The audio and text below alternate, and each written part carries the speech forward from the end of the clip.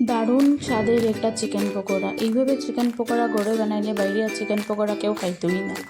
তো চিকেন পকোড়া করার লেগে কী কী করছি, প্রথমে আমার বোনলেস চিকেন আসিল, চিকেনগুলোরা ভালো থেকে ধুয়ে রাখি দিছি।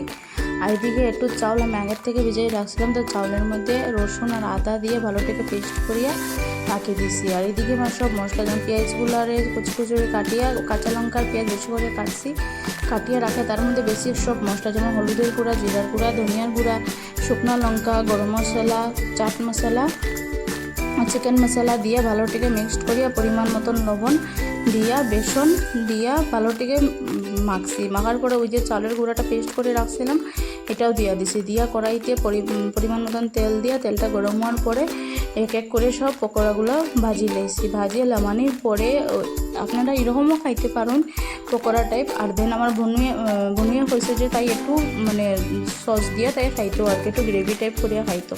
তো তেমন কিছু না, আমার কাছে সোয়া সস আর টমেটো সস আসিল, এটা দুইটারে সোয়া সস পরিমাণটা কম, টমেটো সসের পরিমাণটা বেশি দিয়া ভালোটিকে মিক্সড করিয়া রাখছি। আর একটু কড়াইতে কুচি কুচি করে পেঁয়াজ কাটছি। আমাদের পেঁয়াজের পাতা আসেন না, পেঁয়াজের পাতা থাকলে ভালো আসেন, তো পেঁয়াজ কুচি দিছি আর একটু রসুন কুচি দিয়া ওই সসটা মিক্স করে রাখছিলাম। এটারে জাস্ট 2 থেকে 3 মিনিট লো স্টিমে একটু ভালোটিকে মানে ফুটতে দিয়ে তার মধ্যে চিকেন পকোড়াটা ডালিয়া আরও 2 মিনিট ভালোটিকে নাড়াচাড়া করে নিলে রেডি হয়ে যায় চিকেন সস।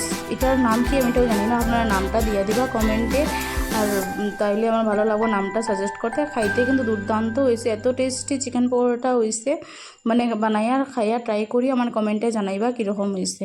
আর আমার ভিডিওগুলো যদি আপনারা দেখে ভালো লাগে প্লিজ লাইক কমেন্ট শেয়ার করে